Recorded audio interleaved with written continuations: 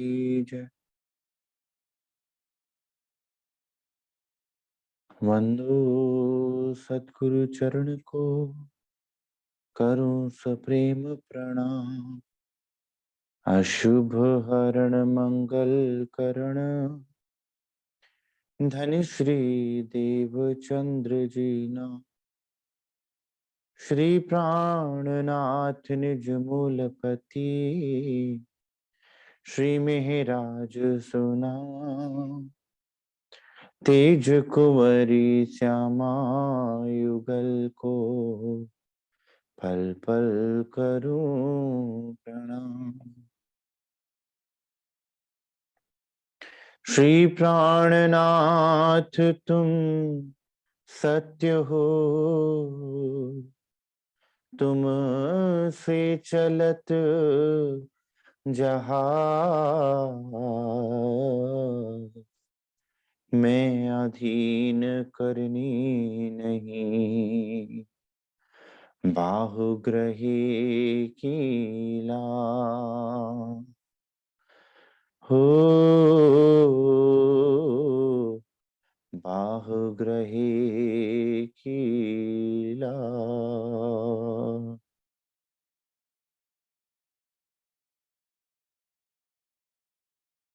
मेरे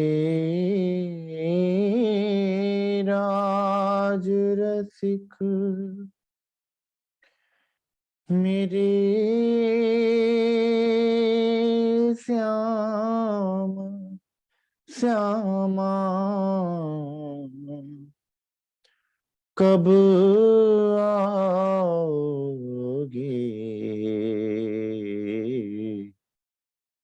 कब आओगे।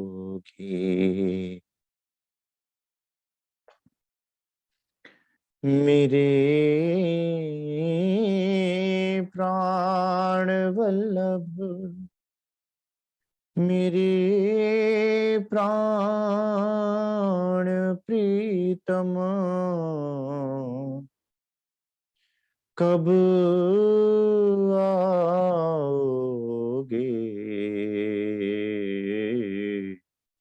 कब आओगे।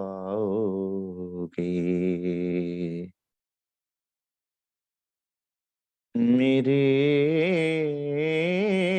राज रसिक, मेरे राज श्यामा, कब आओगे, कब आओगे।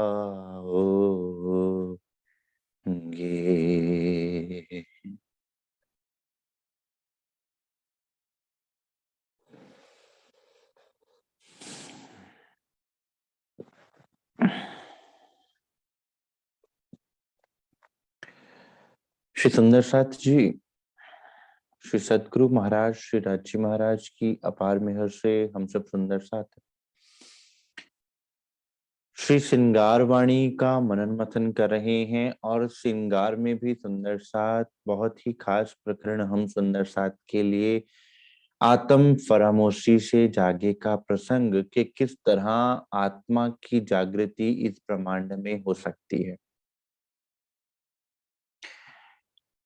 धनी ने अपने दिल की न्यामतें मेहर जोश हुक्म और इल्म के रूप में हम सुंदर साथ के दिल में धरी हैं, जिनको पहचानने के बाद हमारी आत्मा यहाँ बैठे बैठे श्री राजी महाराज के दर्शन दीदार भी करेगी और उन सुखों को भी अपने दिल में अनुभव करेगी, जिस सुखों से अनभिज्ञ होकर वो इस जीव भाव में बैठी हुई है और यहाँ के दुखों को देखकर तिलमिला रही है। और ब्रह्मांड जो कि एक विशाल गोविंद भेड़े की तरह एक ना खत्म होने वाली दौड़ चल रही है, वो दौड़ समाप्त होवेगी। कैसे? धनी के दिल के 4 अंगों को जानकर समझकर उन 4 अंगों में विचरण करने से, उन 4 अंगों के सुख लेने से। और वो अंग है सुंदर साथ हुक्म, मेहर, जोश और इल्म। जैसा कि कल भी आप सुंदर साथ के समक्ष थोड़ा सा इस पर प्रकाश श्रीमुखवाणी की नजर में सदगुरु महाराज जी की कृपा से डालने का प्रयास किया गया था। अब श्रीमुखवाणी किस निष्कर्ष तक पर पहुंचती है सुंदर साथ? कि धनी का जो अंग आत्मा के हृदय में बसेगा, उसके नेत्रों के द्वारा जो छवि, जो अंग आत्मा के हृदय में बस जावेगा, आत्मा का वही अंग जागृत हो जावेगा। और अगर अब तुम जागना चाहो तो श्री राजी महाराज, श्री राज श्यामा जी, युगल स्वरूप कह लीजिए, सच्चिदानंद स्वरूप श्री राज श्यामा जी कह लीजिए, उनके स्वरूप के एक एक अंग को अपने हृदय में बसाना।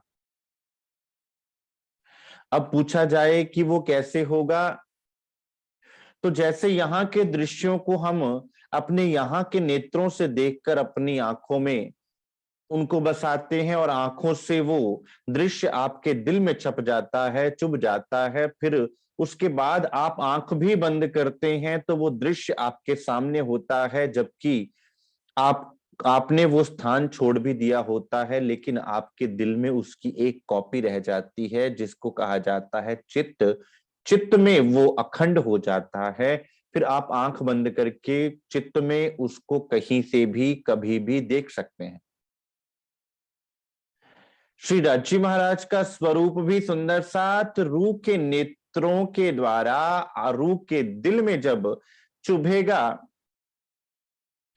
तब रूह के चित्त में अखंड हो जावेगा। जिससे क्या होगा कि वो 8 पहर 64 घड़ी उस स्वरूप को निहार पाएगी, उस स्वरूप की निकटता अनुभव कर पाएगी और उस स्वरूप के सुखों को वो रूह ले पाएगी। लेकिन अब यहां बीच में एक पर्दा क्या है? जीव भाव का कह लीजिए, नींद का कह लीजिए, या मैं का कह लीजिए, एक ही बात है। क्योंकि जब तक हम श्रीमुखवाणी को सुनते हैं या पढ़ते हैं, वो आत्मिक भाव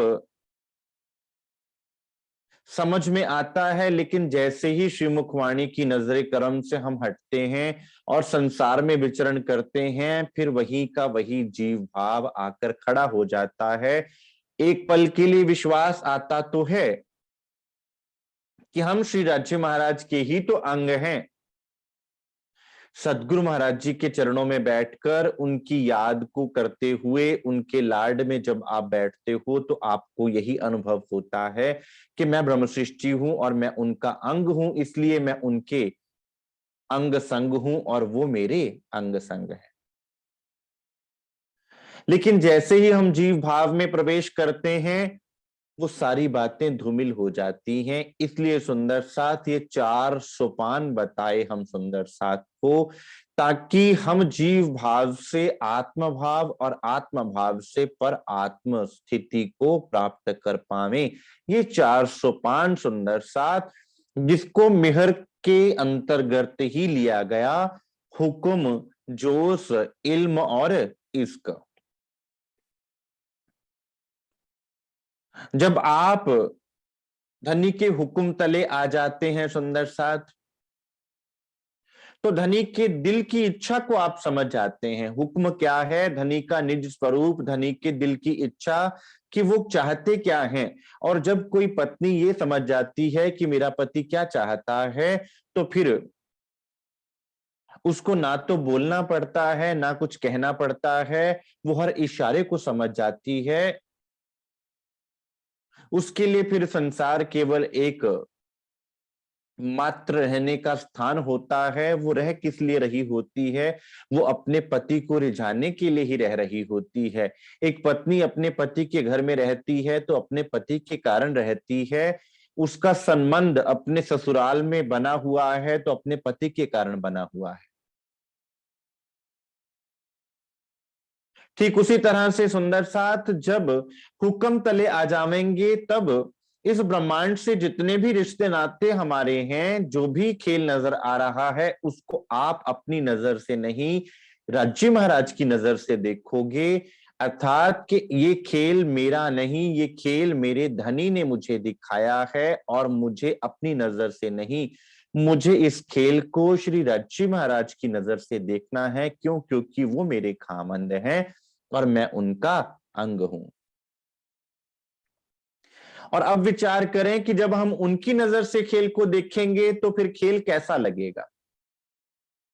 अभी तो सारा खेल मैं अपने अपने सिर पर लेकर चल रही हूं, और मुझे ऐसा प्रतीत हो रहा है, सिरले काम करे माया को, निसंक पछाड़े आप अंग, ना करे भजन दोष देवे साईं को, कहें दया बिना ना होवे साध संग। मेरी मेरी करते दुनी जात है, बोझ ब्रह्मांड सिर लेवे, पाओ पलक का नहीं भरोसा, तो भी सिर सर्जन को ना देवे। अभी स्थिति क्या है कि मैं सुबह भी उठती हूं तो मेरे दिल में भाव यही रहता है कि हाँ, इस संसार के जितने कार्य हैं वो मेरे द्वारा हो रहे हैं और मैं कर रही हूं। और फिर जब मैं भाव आता है तो कर्ता भाव आ जाता है, और जब कर्ता भाव आता है तो उस कार्य को, उस कर्म को करने का फल भी आपको भोगना पड़ेगा। फिर जब आप कर्ता बनते हैं तो आप भोक्ता बनने के लिए भी तैयार रहें, क्योंकि अगर कोई करता है तो वो भोक्ता भी होगा। यही बात तो श्रीमद् भगवत गीता में भगवान कृष्ण ने अर्जुन को कही कि हे अर्जुन, ऐसा हो नहीं सकता कि कोई यहां कर्म किए बिना रह सके। अब अगला ही प्रश्न सबके दिल में ये आ रहा होगा कि इसका अर्थ है कि फिर कोई कर्म ना करें। अर्जुन के मन में भी यही प्रश्न आया कि भगवान, इसका अर्थ है अगर कर्म करने से कर्म फल मिलना है तो फिर हम कर्म करते ही नहीं। तो भगवान कहते हैं कि अर्जुन, इस संसार में ऐसा कोई नहीं है जो कर्म के बिना रह सके। तुम लाख कोशिश करो, तुम्हारा मन तुम्हें कर्म में लगाए रखेगा। एक तरीका है कि तुम कर्मों को करते करते भी उनसे मुक्त रहोगे, दृष्टा भाव से रहोगे। वो क्या? कि तू इन कर्मों को मुझे समर्पित करता जा, फिर तू करता नहीं होगा, तेरे अंदर करता मैं होऊंगा। तू तू करता तू हुआ, मुझ में रहा ना हूं।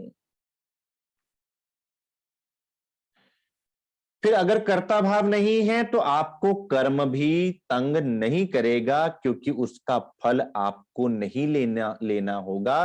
वो धनी के हुक्म से किया। लेकिन ये कैसे होता है? ये श्री राज्य महाराज के हुक्म से होता है। सुंदर साथ, हम कहें कि हम अकर्ता भाव अपने आप ले पाएंगे तो ऐसा संभव नहीं है।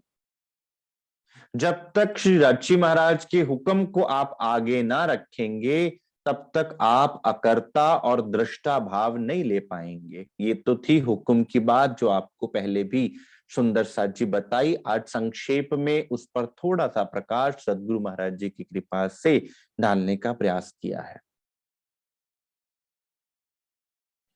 और इल्म, जब धनी का हुक्म के अंतर्गत आप आ जाएंगे, उनके हुक्म तले रहेंगे, उनके ताबे रहेंगे, तो उनका हुक्म क्या चाहता है? आपको अपने आप से मिलाना। धनी क्या चाहते हैं? कि मेरी रूहें मेरे पास रहें, मैं रह ना सकूं रूहों बिना, रूहें रह ना सके मुझ बिन, जब पहचान होवे वाको, तब सहे ना बिछोहा खिन।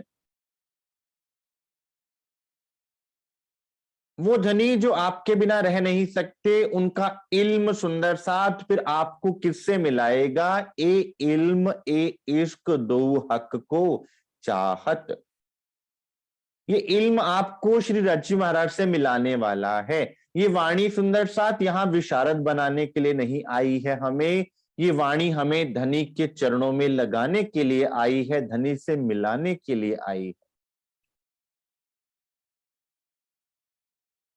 धनी की याद करवाने के लिए आई है। तो जब श्रीमुख वाणी का मथन करें सुंदर साथ, तो ये दिल में भाव होवे कि ये मेरा साधन है अपने साध्य तक पहुंचने का, अपने धनी तक पहुंचने का। क्यों? क्योंकि जैसे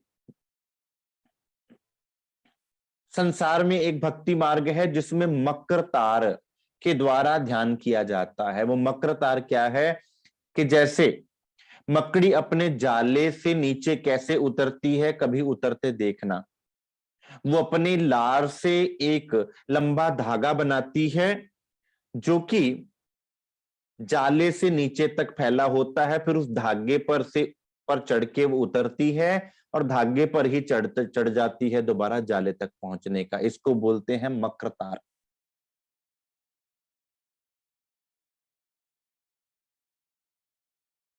तो सुंदर साथ, हमारा इस खेल में उतरने का जो तरीका है मकर तार की तरह,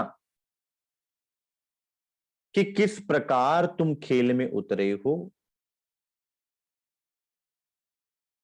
फिर उस नजर से जैसे तुम खेल में उतरे हो, उसी नजर को खेल से परम धाम या राज्य महाराज के स्वरूप पर पलटना, और वो होता है श्री सद्गुरु महाराज जी की कृपा से। जैसे एक मकड़ी उसी तार पर चढ़कर नीचे उतरी और उसी तार पर चढ़ जाती है और जाली तक पहुंच जाती है, अपने घर तक पहुंच जाती है। ठीक उसी तरह सुंदर साथ ये इल्म वो तार है जो हमें धनी के साथ जोड़ता है, जिसके मनन मथन से, जिसको पकड़कर, जिसके सहारे से हम धनी के चरणों तक सहज ही पहुंच सकते हैं। ये वाणी उस मकर तार की तरह है। और जब आप वाणी मथन करोगे तो आपके अंदर क्या आएगा, आपको आत्मिक अनुभव होगा। किस रूप में? जोश के रूप में, इश्क के जोश के रूप में, जो आपके अंदर आत्मिक अनुभव भी देगा, आत्मिक बल भी देगा, और उस आत्मिक बल को लेके आप धनी के मार्ग पर चल पाओगे। अन्यथा सुंदर साथ, इस संसार में कोई भी ऐसा व्यक्ति नहीं है जो साकार और निराकार को पार कर सकता हो बिना श्री रज्जी महाराज के बल से। ऐसा कोई भी जीव यहां पैदा नहीं हुआ जो निराकार मोह तत्व को पार कर सके। आप पार करते हैं कैसे? इस तार से जो इल्म के द्वारा आपके अंदर जोश भरता है, और उस जोश के द्वारा ही आप इस ब्रह्मांड से पृथक होकर दृष्टा भाव में आ जाते हैं। सुंदर साथ,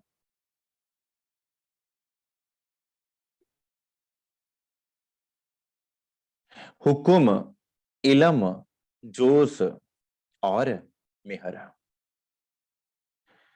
ये सारी लीला किसके अंतर्गत होती है? जब आप इसमें से विचरण करते हैं तो आप जानते हैं कि आपका धनी के चरणों में आना, इस वाणी को समझ पाना, और आपके दिल में वो दर्द जागना, धनी का बिरहा जागना कि मैं क्या कर रहा हूं, मेरी रूह तड़पती क्यों नहीं, मेरा दिल तड़पता क्यों नहीं उनके दर्शन दीदार के लिए। ये सब कुछ मेहर के अंतर्गत आता है। सुंदर साथ, फिर आप अगर कहें कि भाई हम मेहर के पात्र हैं, अगर आप सुंदर साथ को धनी ये नियामतें बख्श रहे हैं, तो बेशक आप मेहर के पात्र हैं और आप पर मेहर बरस रही है। लेकिन सुंदर साथ, सरकार श्री फरमाया करते थे कि अगर बरसात भरी बरसात में भी अगर घड़ा उल्टा पड़ा रहे बाहर, और उसमें पानी की एक बूंद तक नहीं जाएगी, चाहे कितना भी बरस के थक थम जाए, जब तक आप अपने घड़े को सीधा ना करेंगे, पानी की एक बूंद आपके अंदर ना जाएगी। सुंदर साथ, यहाँ अपने अपने घड़ों को सीधा करने की बात है। और सीधा भी किस लिए करना है, इसके पीछे कोई लालच धनी को नहीं है। सुंदर साथ, फायदा किसका है? हमारा खुद का फायदा है। जो समय धनी की याद में बीतेगा, जो समय धनी को रिझाने में बीतेगा, वही सफल होगा। अन्यथा सुंदर साथ, ये भी तो हो सकता है कि संसार की तरह वो समय माया में झुलसते हुए, माया से जूझते हुए बीतता। तो धन धन है वो पल जो धनी के चरणों में समर्पित हो गया। ये भी तो हो सकता था कि माया की झंझटों में वो समय बीतता। तो जो समय धनी के चरणों में बीत रहा है, जो उनको याद करने में बीत रहा है वो समय भी सुहागी है सुंदर साथ। और इन 400 पानों को समझते समझते सुंदर साथ इतना सक्षम हो जाता है हृदय कि अब वो धनी के स्वरूप को अपने हृदय में बसाता है और एक एक अंग की चितवनी में डूबता है। जैसा कि आप सुंदर साथ को पहले बताया था, सुंदर साथ जब भी चितवनी करें धनी के एक एक अंग एक एक श्रृंगार की चितवनी में डूबे, हम भागा दौड़ी में ना पड़े। कोई जल्दी नहीं है कि हमें नख से शिख तक को दौड़ दौड़ के देखना है, कोई जल्दी नहीं है सुंदर साथ।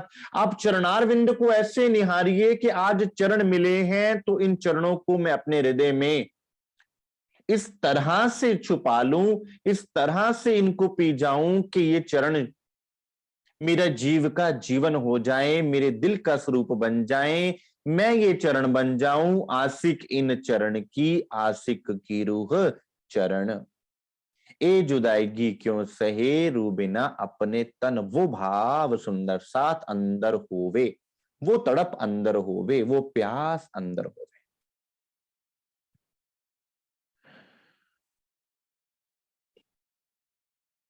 ए अंग जेते मैं कहे आवे रू के हृदय हक, तेते अंग रूह के उठ खड़े होए बेशक। श्री राजी महाराज का मुखारविंद, श्री राजी महाराज के नेत्र कमल, श्री राजी महाराज जी की नासिका, श्री राजी महाराज जी के दंत, उनके मुखारविंद की जो भी शोभा जब आपके हृदय में आवेगी सुंदर साथ, उनके श्रवणों की शोभा जिस तरह से आपके दिल में बसेगी, वही अंग आत्मा का भी जागृत हो जाएगा, अर्थात आत्मा में धनी के वो गुण आ जाएंगे, आत्मा की उतनी जागृति हो जाएगी जैसा उदाहरण मैंने कल भी आपको देने का प्रयास किया था। जितना जितना धनी का स्वरूप आपके अंदर बसता जाएगा, आपकी अंदर की गहराई उतनी बढ़ती जाएगी, क्योंकि धनी का स्वरूप एक सागर है सुंदर साथ अपने आप में, इसलिए चौथा सागर कहा युगल स्वरूप के श्रृंगार का। और जब आपने सागर को अपने हृदय में लेना प्रारंभ किया तो आपका हृदय भी सागर बनता जाएगा सुंदर साथ। फिर उस सागर की गहराई को नापना, तोलना और मापना किसी व्यक्ति के हाथ में ना रहेगा। फिर विचार कीजिए आपका दिल कितना बड़ा हो जाएगा। फिर क्या संसार के ताने, क्या संसार की बातें आपको चुभेंगी? जब आपका दिल इतना बड़ा हो गया कि आपके दिल में वो इश्क के सागर का स्वरूप आ गया, तो फिर संसार की बातों से आपको लेना देना ही क्या होगा। आज बातें चुभ रही हैं किस लिए? क्योंकि आज जीव भाव खड़ा है, शरीर भाव खड़ा है।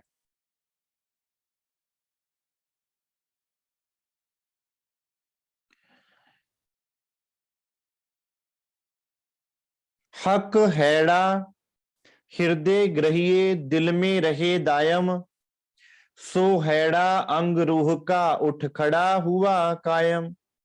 अब जब धनी के दिल अंग, जो उनकी हैड़ा अंग जहां पर दिल विराजमान है श्री रची महाराज का, और दिल किससे भरा है? दिल प्रेम से भरा हुआ है सुंदर साथ। दिल भी किसका? एक तो दिल, दिल किसे कहते हैं? अंदर की गहराई को।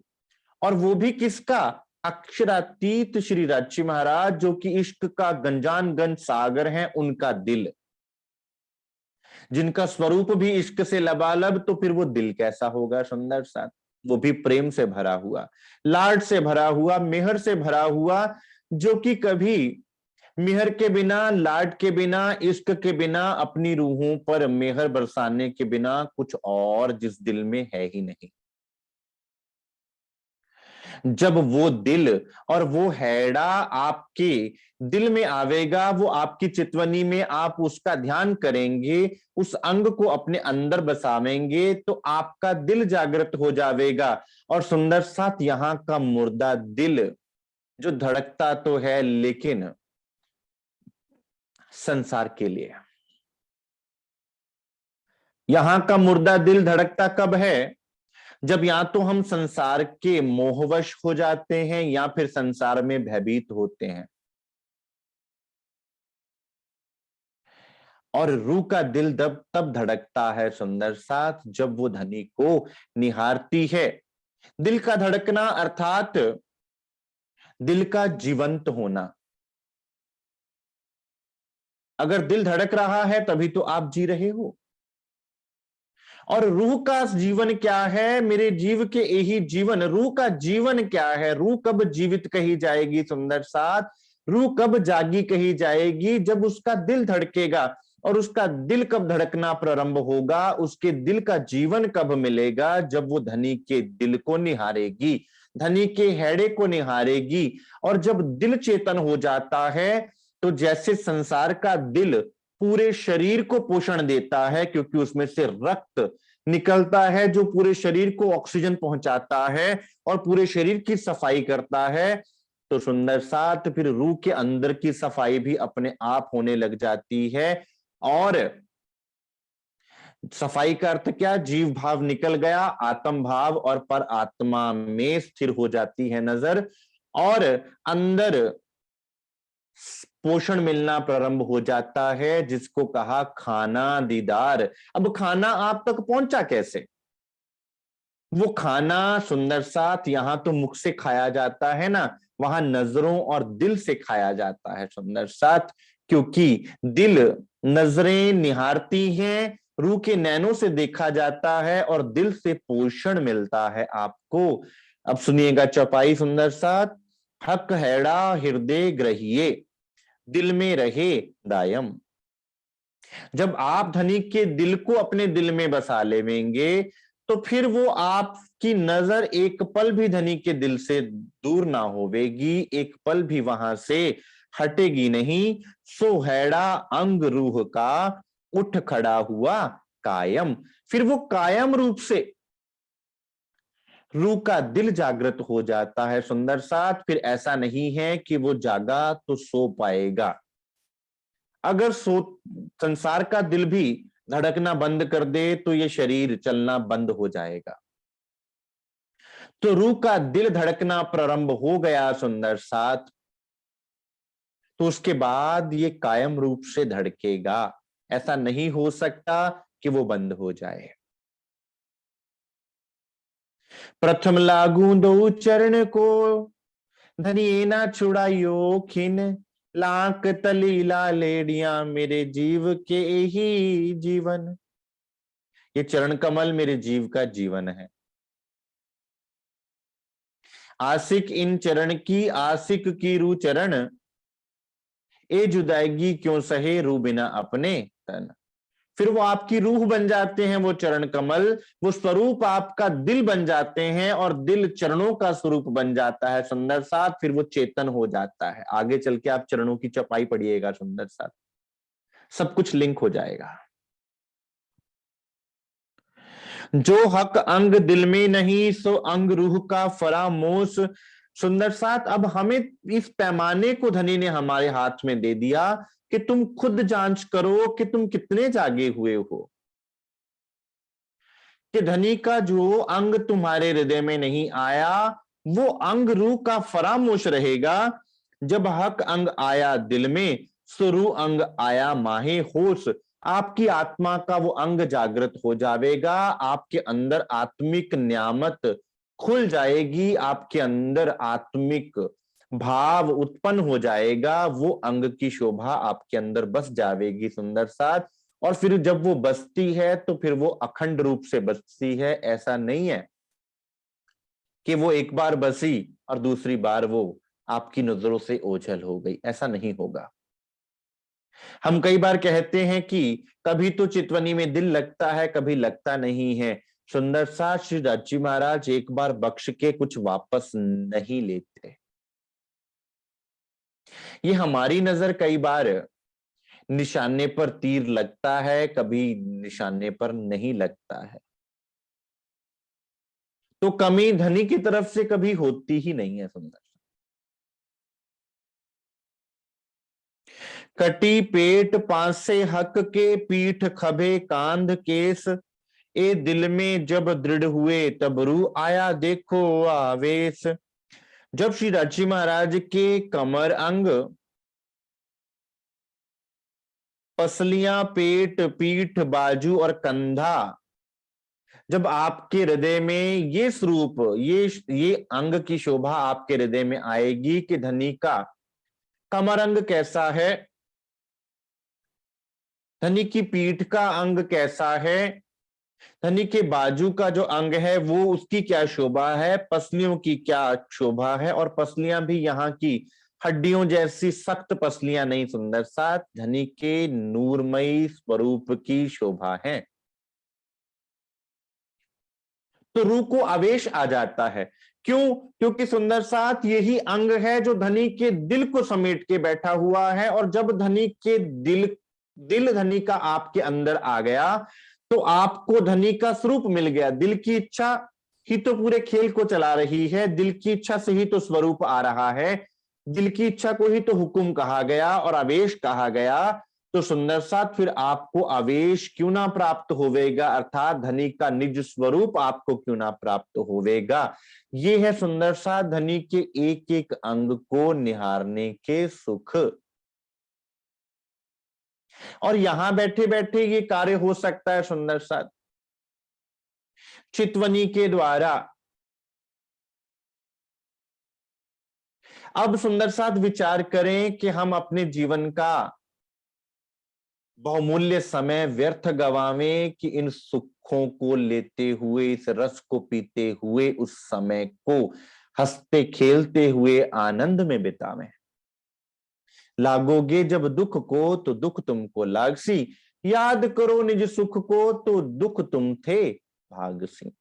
निज सुख क्या है? ये अपन सुंदर साथ के निज सुख हैं। सुंदर साथ आप पूछें कि राजी महाराज के सुख क्या हैं? ये सुख हैं, और ये सुख केवल बोलने मात्र के लिए नहीं है सुंदर साथ, अनुभव के सुख हैं, लेने के सुख हैं।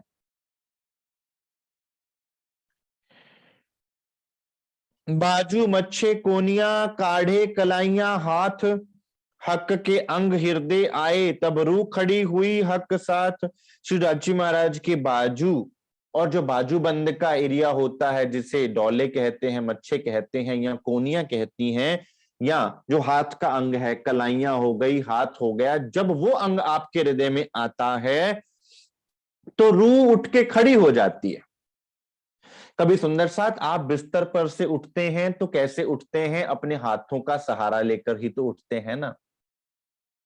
अब आप नींद में हैं, आपकी रूह फरामोश है सुंदर साथ, और जीव को देख रही है। जब धनी का हस्त कमल का अंग आपके हृदय में आया तो आप उठ के खड़े हो गए। अब धनी के हस्त कमल की शोभा किस ग्रंथ को दी गई है सुंदर साथ? कर किरंतन। और किरंतन में बताया कि चलना कैसे है, उठना कैसे है, जागना कैसे है।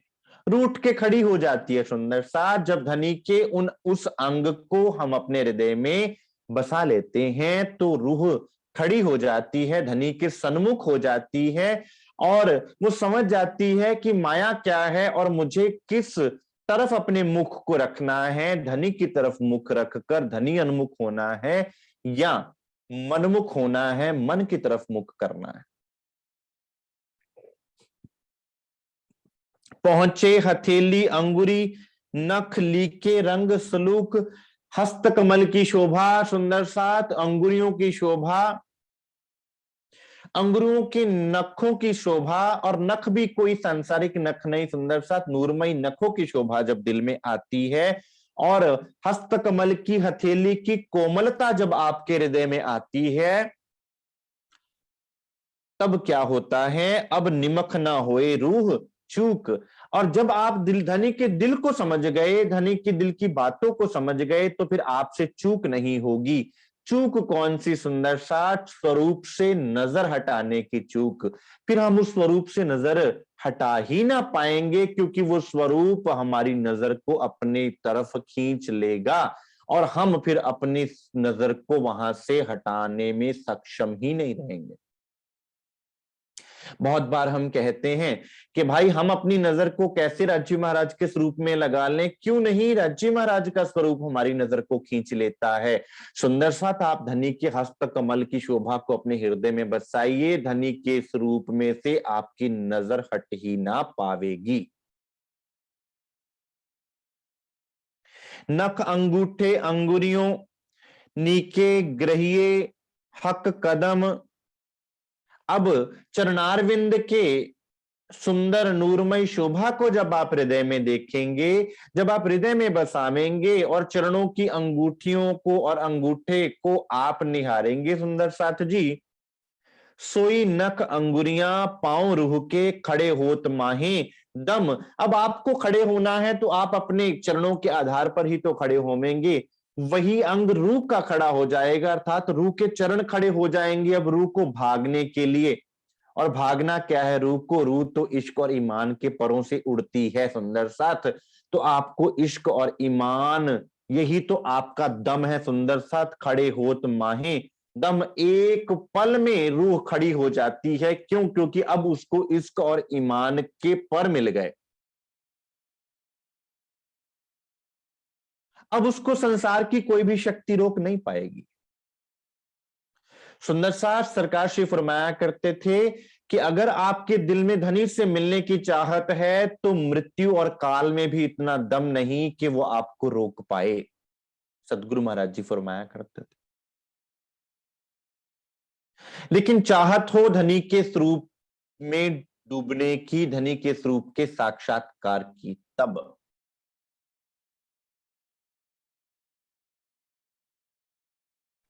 जब हक चरण दिल दृढ़ धरे तब रूह खड़ी हुई जान। तो सुंदर साथ जैसे ही चरण दिल में आते हैं तो रूह उठकर खड़ी हो जाती है, रूह जागृत हो जाती है। क्यों? क्योंकि ये चरण ही तो रूह के जीव का जीवन है।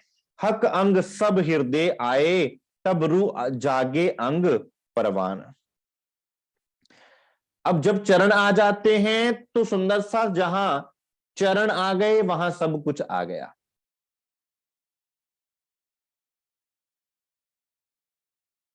अब जब धनी चरण देवेंगे तो क्या पूर्ण स्वरूप चरणों के साथ नहीं आएगा सुंदर सा? इसलिए जब भी चितवनी में प्रवेश किया जाता है चरणों को प्रेम से लिया जाता है, क्योंकि जब आपने चरण ले लिए सुंदर सा तो सारा स्वरूप आपका है, आपको मिलना है, सारा स्वरूप आपका हो गया। अब आप पूरे स्वरूप को निहार सकते हो, इसलिए चरणों को लिया जाता है सुंदर सा पहले। हक अंग सब हृदय आए तब रू जागे अंग परवान। फिर धनी का पूर्ण स्वरूप आपके अंदर खड़ा हो जाता है।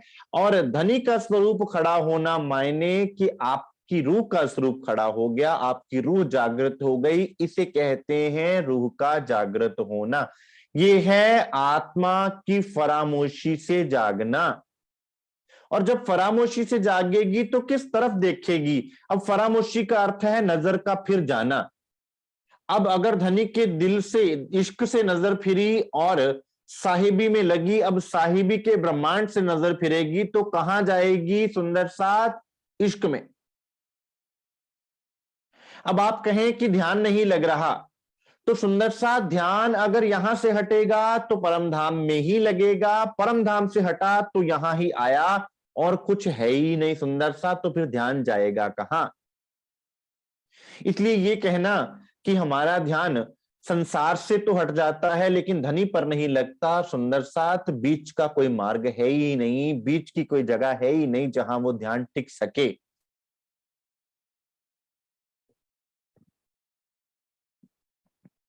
जैसे कि जब कभी लाइट जाती है तो सप्लाई कहां से बंद होती है सुंदर साथ? पीछे से। जैसे पीछे से सप्लाई बंद होती है, जहां आपका इलेक्ट्रिसिटी मीटर होता है या इलेक्ट्रिसिटी बोर्ड का ऑफिस होता है, वहां से स्विच ऑफ किया जाता है तभी तो इलेक्ट्रिसिटी बंद होती है ना। तो जब बंद हो गई तो गई कहां? वहीं जहां कंट्रोल है। और जब वहां से ऑन हुआ तब आपकी यहां पहुंच गई। तो सुरता का खेल भी ऐसा ही है सुंदर सा। या तो सुरता इस तन में रहेगी या सुरता मूल तन में रहेगी। बीच का कोई मार्ग नहीं है। इसीलिए श्री इंद्रावती जी कहते हैं, श्री महामती पीछा ना देखिए, ना किसी की परवाह, एक धाम हृदय में लेके उड़ाए दीजिए अरवा। कि आपने जैसे ही धाम को दिल में लिया, जैसे ही राज्य के स्वरूप को आपके दिल में लिया, आपकी सुरता यहां से हट जावेगी। ज्यो ज्यो अर्थ होवे नजदीक, त्यों त्यों खेल होवे दूर। यही तो खेल है ना। रब दा की पौना बुलिया, रब दा की पौना, इधरों पुटना ते उधर लाना, क्योंकि बीच का कोई स्टेशन है ही नहीं। और जब हमें पता है कि सुंदर साथ बीच का कोई स्टेशन है ही नहीं, तो सुंदर साथ फिर मन को भटकाना भी कहां और मन भटकेगा भी कहां पर। फिर इसका अर्थ है कि हमने मन का भटकना तो समझ में आता है, लेकिन हमने उस पर विचार इतना करना शुरू कर दिया, सोचना इतना शुरू कर दिया कि हमने अपने आप को यह विश्वास दिला लिया है कि मेरा मन भटक रहा है, इसलिए मैं चितवनी नहीं कर पा रहा हूं। मन को तो ये चाहत है मन की कि आप उसके झांसे में आ जाएं। मन आपको ये विश्वास दिलाना चाहता है कि हां भाई, मैं भटका हुआ हूं, ताकि आप आंखें खोलकर संसार को देखना शुरू कर दें और आप डिस्कनेक्ट हो जाएं अपने सिग्नल से, और हमारे अंदर एक बहाना दृढ़ हो जाए कि मेरा मन भटक रहा है, और उस बहाने को लेकर हम पूरा जीवन बिता दें कि मन भटक रहा है, मन भटक रहा है, मन ने हमें अपने झांसे में ले लिया। प्रश्न है कि मन भटकेगा तो कहां जाएगा सुंदर सा। आप मन की तरफ ध्यान ही मत दीजिए, मन की बातों ही में मत आइए। मन का यह छलावा है कि वो आपको अपनी बातों में लेगा। वो हर मुमकिन कोशिश करेगा कि आप जहां से आपकी सप्लाई आ रही है वहां पे आप जागृत ना हो पाओ, इसलिए बार बार आपको उलझाएगा, मैं भटक रहा हूं। जैसे एक शरारती बच्चा क्या करता है, कई बार मां ज्यादा लाड करती है ना, तो शरारती बच्चा जानबूझ के शरारत करता है और मां को चिढ़ाता है कि देखिए मैं ये करने जा रहा हूं, अब अगर आप मुझे डांटेंगे ना तो मैं ये कर लूंगा। तो मां भयभीत हो जाती है, सच्ची में ना कर ले कहीं बच्चा, डर जाती है। मन भी उस शरारती जिद्दी अड़ियल बच्चे की तरह हमें डराता है। आप उसके झांसे में आ गए तो आ गए, और फिर जो समझदार मां है वो क्या कहती है, जा जो तुझे करना है करके दिखा। फिर बच्चे को भी समझ में आ जाता है कि भाई अब मेरी बात नहीं चलेगी, अब मुझे मां की बात माननी पड़ेगी। तो ठीक सुंदर साथ उसी तरह से हमारे मन के झांसे में हमको नहीं आना है। जब आपको बैठना है, आपका मन आपको बहुत विचलित करने का प्रयास करेगा कि हां मैं भटक रहा हूं, देखो मैं भटक रहा हूं, मुझे तुझे देखना ही नहीं। तुझे भटकना है तो तू भटक ले, मेरे सामने मेरे सदगुरु विराजमान है, मुझे अपनी सुरती और नृत्य को वहीं लगाना है। सदगुरु के स्वरूप में आपको बताया था कि ये सुरती और नृत्य का खेल है। सुरती अर्थात आपकी जो सुरता है, आपको जो निजनाम आप पाठ कर रहे होते हैं उस समय, मौन जब कर रहे होते हैं, उसमें सुरता को लगा देना है। और देखना क्या है, अपने सदगुरु महाराज जी के दिव्य नूरमयी स्वरूप को देखना है। आपका मन खुद ब खुद शांत हो जाएगा। आपको निहारना किनको है, अपने सदगुरु को निहारना है। लेकिन हम निहारते किसको हैं, अपने मन को निहारते हैं, और मन हमें हमारी गलतियां दिखाता है। भाई तुम में इतने विकार हैं, तुम नहीं कर पाओगे, मन तुम्हें कमजोर बनाता जाता है। अब सदगुरु महाराज जी की कृपा से जब एक एक अंग की चितवनी को हम हृदय में लेते हैं, तो वो एक एक अंग रूह का जागता जाता है और चितवनी और गहराती जाती है। सुंदर साथ ये है प्रैक्टिकली चितवनी में गहरे उतरना।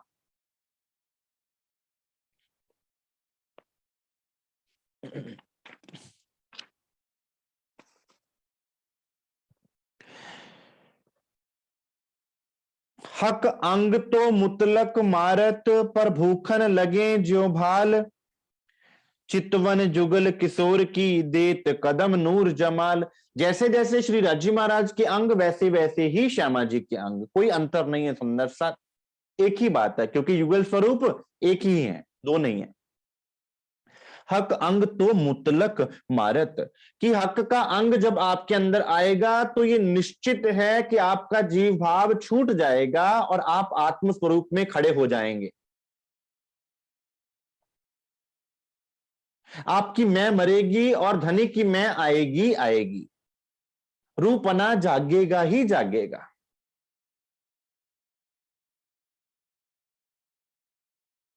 जैसे चंदन के पास रहने से अगर चंदन आपके आंगन में लगा है तो आपका पूरा आंगन चंदन की खुशबू से खिलखिलाएगा, चंदन की खुशबू से महकेगा। सुंदर सा जब धनी के स्वरूप को आप निहारोगे, उसका चितवन करोगे, उसमें डुबकी लगाओगे, तो धनी के स्वरूप की किरणें, उनका नूर, उनका तेज, उनके गुण आपके अंदर आवेंगे। तो उससे क्या होगा, जीव भाव खुद ब खुद मरता जाएगा, आपकी रूह खड़ी होती जाएगी। पर भूखन लगे जो भाल, एक तो धनिक का स्वरूप और उसके ऊपर नूरमयी आभूषण, अर्थात श्री राची महाराज का स्वरूप क्या है, जो उनके दिल में प्रेम भरा है, उसका प्रकटीकरण उसका स्वरूप, उनका स्वरूप है। दिल में क्या है, प्रेम ही प्रेम, और स्वरूप क्या हुआ, प्रेम का लबालब भरा हुआ प्रकटीकरण आपके समक्ष।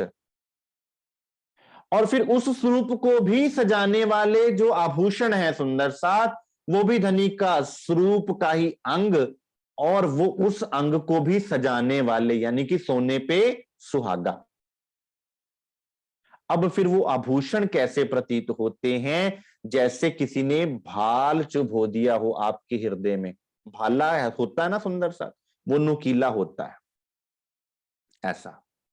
वो एक बार धस जाता है, आगे जाए तो भी दर्द करता है, पीछे खींचो तो जो उसका ट्रायंगुलर एरिया है ना, वो फंस जाता है अंदर। बाहर खींचोगे तो भी दुखेगा, अंदर धकेलोगे तो भी दुखेगा। अर्थात कि सुंदर साथ उस रूप से तुम अपनी सुरता को निकाल ही ना पाओगे, और उस स्वरूप को देखे बिना आप रह भी ना पाओगे। बार बार आपकी सुरता वहां टिकेगी। संसार में चाहे आप कितना भी मगन क्यों ना हो, आप बार बार आपके अंदर से वो पीड़ा निकल निकल के आवेगी कि धनी के स्वरूप को मैं नहीं आज निहार पाई, आज मैंने चितवनी में अपने समय को नहीं बिताया, आज मैंने अपना समय नष्ट कर दिया। वो पीड़ा आपके हृदय में बहुत गहरे में समा जाएगी, क्योंकि आपने उस रस को पिया है। चितवन युगल किशोर की देत कदम नूर जमाल, और ये चितवनी युगल स्वरूप की चितवनी सुंदर साथ आपको श्री युगल स्वरूप श्री राज श्यामा जी के चरणारविंद में पहुंचा देगी, उनके चरण कमलों को आपके हृदय में बसा देगी। जब रू चितवन करे तो वो चितवनी कहां होगी सुंदर साथ, यहीं पर होगी। आज हम सुंदर साथ को ये भ्रांति फैला दी गई कि चितवनी करने की आवश्यकता नहीं है। सुंदर साथ अब विचार करो कि अगर चितवनी ना करोगे तो ये आत्म फरामोशी से जागे का प्रकरण किस प्रकार घटित होगा। पर आत्म के अंदर श्री राजश्यामा जी का स्वरूप विराजमान है सुंदर साथ। तो फिर ये इल्म किसको दिया जा रहा है, पर आत्म को। यहां इल्म कौन ले रहा है, चितवनी में बैठेगा कौन सुंदर साथ, विचार कीजिएगा गहरे से।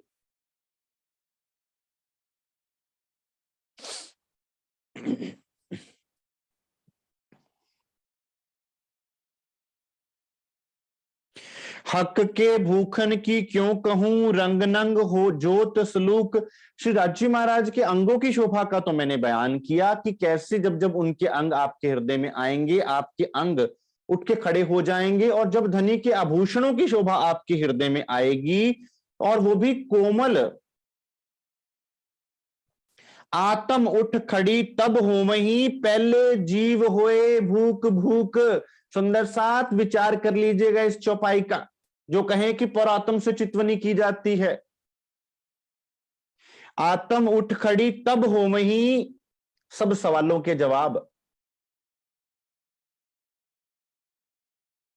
पहले जीव होए भूख भूख, पहले जीव इसको अपने हृदय में ग्रहण करेगा, पहले जीव इन पर अपना आपा वारेगा, उसके बाद जीव के दिल में जब छवि बनेगी तो वहां से आत्मा के दिल में जब ये छवि बस जावेगी, तब सुंदर साथ आत्मा खड़ी होगी और पर आत्म का श्रृंगार करेगी, और पर आत्म के अंदर पूरा परमधाम और राज्य महाराज का स्वरूप है। ये है सुंदर साथ चितवनी, ये है परमधाम मूल मिलावा में प्रवेश करने का ढंग, ये है श्री राज्य महाराज के हृदय में प्रवेश करने का ढंग। अब जीव को आप इससे अलग थलग कर देवें कि भाई चितवनी करने की आवश्यकता नहीं है, तो सुंदर साथ फिर आप क्या कर रहे हैं, आप आत्मघात करने जा रहे हैं, आत्महत्या। जो सुंदर साथ चितवनी नहीं कर रहा वो आत्मघाती है, और जो चितवनी के मार्ग से किसी को विमुख कर रहा है वो आत्मघाती में उतना ही पाप का भागीदार है जितना कि किसी को आत्मघात करने के लिए प्रेरित करना एक पाप है। आत्मघात है सुंदर सा चितवनी ना करना और चितवनी ना करने देना।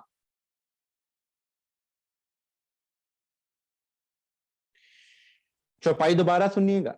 हक के भूखन की क्यों कहूं, रंग नंग जोत सलूक, आत्म उठ खड़ी तब हो वहीं, पहले जीव होए भूख भूख। पहले जीव सुंदर सा टूक टूक हो जाएगा, छिन्न भिन्न हो जाएगा, न्यौछावर हो जाएगा। वारी वारी जाऊं मैं अपने पिया पर, शोभा मुख हूं ना आवे, सिंहासन आसन बैठा रे छत्र साल गुण गावे। पहले जीव न्यौछावर होएगा, फिर वो छवि आत्मा में जब बस जावेगी सुंदर सा, तो आत्मा परात्म का श्रृंगार करेगी, सजेगी।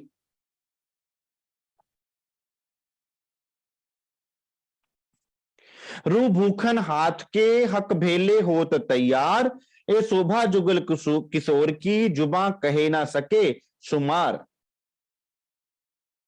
फिर रू के भी श्रृंगार सज जाते हैं सुंदर साथ, वही क्यों, क्योंकि राज्य का श्रृंगार जो वही परात्म का श्रृंगार, और परात्म का श्रृंगार किस तरह से होता है, राज्य की नजर से, और राज्य का श्रृंगार कैसे होता है, परात्म की नजर से। अब वही श्रृंगार आत्मा का भी हो जाएगा। रू भूखन हाथ के हक भेले होत तैयार, फिर सुंदर साथ रू का भी श्रृंगार सज जाता है, हस्त कमलों का, मुख कमल का, शीश कमल का श्रृंगार सज जाता है सुंदर साथ।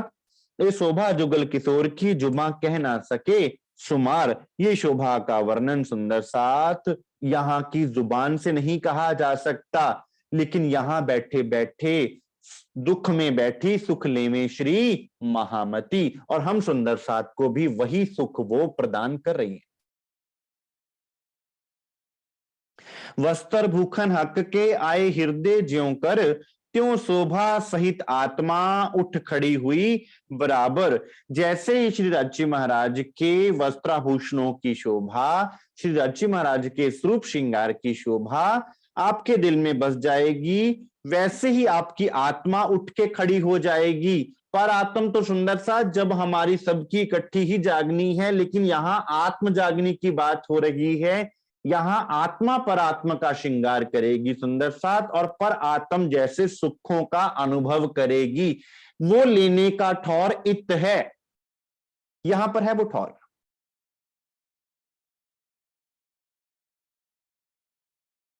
इसलिए क्या कहा, त्यों शोभा सहित आत्मा उठ खड़ी हुई बराबर, कि अब वो आत्मा पर आत्म जैसा, बराबर मतलब कि जैसा परात्म का श्रृंगार है, जो परात्म के दिल में है वो सारी न्यामतें आत्मा के हृदय में आ जावेंगी। फिर आत्मा और परात्म में कोई अंतर नहीं रहेगा, तब वो चौपाई लागू होगी। पर आत्म के अंतस्करण जेती भी तत्बात, तेती इन आत्म के होत अंग साख्यात। वो कैसे होगी, ऐसे होगी। वो चैनल कैसे खुलेगा, ऐसे खुलेगा। सुपने सूरत पूरन, चौपाइयां बड़ी प्यारी हैं सुंदर सा, खुद आप मथन कीजिए। सुपने सूरत पूरन, रू हृदय आई सुभान।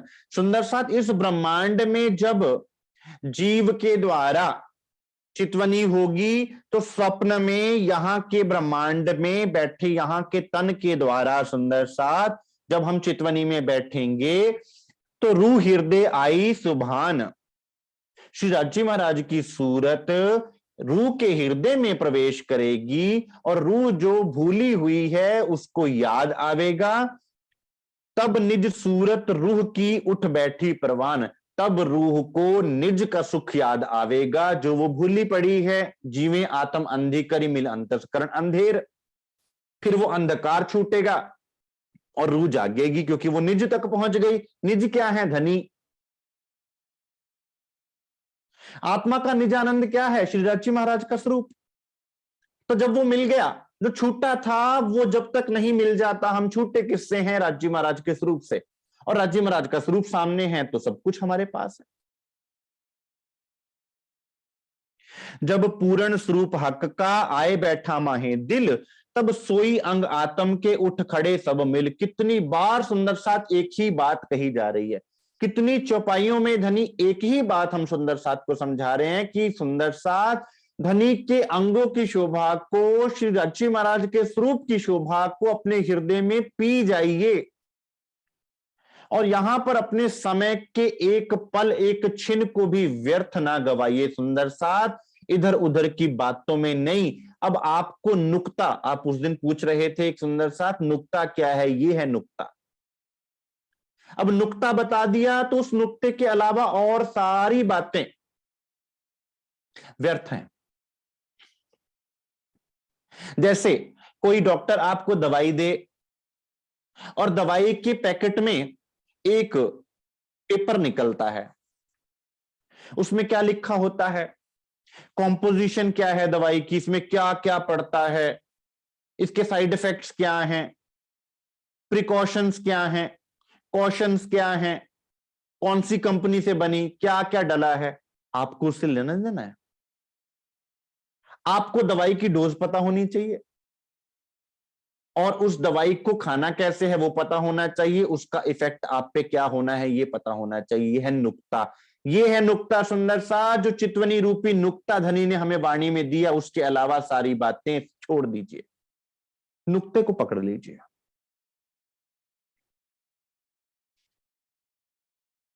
जब बैठे हक दिल में तब रूह खड़ी हुई जान, हक आए दिल अर्श में रूह जागे के यही निशान।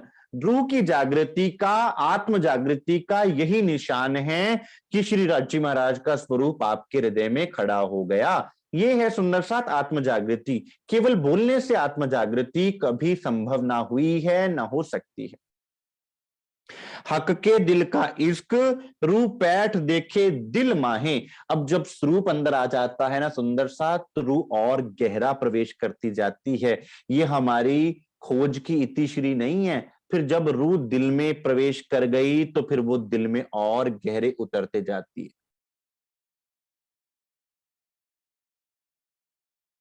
जब जिसको स्वाद लग गया सुंदर सा, तो फिर वो स्वाद से विमुख नहीं हो सकता, छूट नहीं सकता। बात स्वाद लगने की है। हक के दिल का इश्क रूह बैठे देखे दिल माहे। फिर दिल के अंदर बैठ के, वो धनी के दिल के अंदर बैठ के खेल देखेगी फिर, क्योंकि जहां से खेल शुरू हुआ था वो वहां पहुंच गई। अब खेल होत दिल भीतर रूह काहू ना निकसत। अब दृष्टा बनना है तो दृष्टा तो वहीं बना जा सकता है जहां पर खेल बनाने वाला बैठा है। अब वो लेवल आता है सुंदर सा जब आप दृष्टा बन जाते हैं, फिर वहां बैठ के इस संसार के खेल को देखती है रूह, धनी के दिल में बैठ के देखती है। फिर राजी महाराज खेल में रस भर देते हैं, फिर खेल के रस लेता है वो सुंदर सा, जो यहां परमहंसों ने लेके बताया। तो हक इश्क सागर से रूह निकस ना सके क्या है। अब रूह जो है राजी महाराज के दिल रूपी इश्क सागर से बाहर ही नहीं निकल सकती सुंदर साथ, जिसको श्रृंगार ग्रंथ में ही कहा कि जब रूह धनी के दिल में प्रवेश कर जाती है तो फिर कयामत तक खोज में लगी रहती है। खोज मतलब कि डूबती रहती है और गहरे में और गहरे में। फिर वो बोलेगी क्या, किसको समझाने जाएगी, किसको बताने जाएगी। जो हक करें मेहरबानगी तो इनविद होए हुकम, एता बल रू तब करे जब उठाया चाहे खसम। अब धनी की मेहर होवेगी सुंदर साथ, तो धनी के हुक्म को लेकर एता बल रब रू तब करे, रू के अंदर बल भी आवेगा अर्थात जोश। वही चीज आप चार चीजें चलेंगी सुंदर साथ। जो हक करे मेहरबानगी, जब हक की मेहर होवेगी, अब सुंदर साथ मेहर है तो हमें ये बात समझ में आ रही है, मेहर है तो सदगुरु मिले हैं, मेहर है तो हमें बोला जा रहा है, मेहर है तो इस समय सुंदर साथ हम बैठे हुए हैं, अन्यथा कैसे बैठ जाते। हुक्म के अंतर्गत ही तो ये लीला हो रही है। तो इनविद होए हुक्म, फिर हुक्म रू से अलग रहेगा कि रू के साथ होवेगा। एता बल रू तब करे जब उठाया चाहे खसम। रू के अंदर सुंदर साथ ही अनुभव ही तब होता है जब रू उठना, अब रू को उठाना है धनी ने, तभी ये बात उसके कान में डालते हैं, तभी उसके दिल में ये बात आती है, तभी उसके सोच विचार में ये बात, उसके जहन में ये बात आती है। अन्यथा हमारे सामने शीशा और हीरा पड़ा रहे, हमें दोनों की परख ही नहीं है। जब हीरे की पहचान आती है तभी आप हीरे और शीशे को परख पाते हो। आपको पारखी बनाया जा रहा है क्योंकि आपको वो हीरा बख्शना है और वो हीरा धनी ने आपको बख्शा है। अन्यथा ये वाणी आती ही क्यों, और आ गई तो आप तक पहुंचती ही क्यों, और पहुंच गई तो आपको समझ ही क्यों आती, और समझ आई है तो आपको जगाना है, इसलिए तो समझे हो आप, अदरवाइज ना समझते। महामती हुक्मे कहते हैं जो होवे अर्स अरवाएं। अब सुंदर साथ proper moral of the story क्या, महामती जी क्या कह रहे हैं कि जो कोई भी ब्रह्म सृष्टि का दावा लेके बैठा है, जो कोई खुद को ब्रह्म सृष्टि कहे, जो रूह का दावा ले, जो अर्श की अरवा होए, उनके लिए रूह जागे का ए उद्दम। हमें उद्दम क्या करना है, रूह को जगाने के लिए ये करना है, नुक्ते को पकड़ के इस नुक्ते पर काम करना है, ये उद्दम है, ये हमारा कार्य है, ये हमारी मेहनत है। आप पूछे मेहनत क्या करूं, तो ये मेहनत करनी है सुंदर सा। रूह जागे का ए उद्दम, तो ले हुक्म सिर चढ़ाए। अब सुंदर साथ हुक्म को सिर चढ़ाकर इसको प्रारंभ करो। ये है रूह के आत्म के फरामोशी से जागने का तरीका, जो कि सुंदर साथ बड़ी सरल ढंग से श्री राची महाराज ने कितने सुंदर चौपाइयों में हम सुंदर साथ को समझा दिया। अगर अब भी सुंदर साथ समझ ना आवे तो क्या कहा जाए। तो सुंदर साथ आज के लिए इतना स्वीकार कीजिए। किसी सुंदर साथ को कोई प्रश्न हो, कोई जिज्ञासा हो, कुछ कहना चाहें, कुछ पूछना चाहें, अवश्य कहें। बोलिए श्री प्राणनाथ प्यारे की जय, श्री सद्गुरु महाराज की जय, श्री सर्व सुंदर साथ की जय।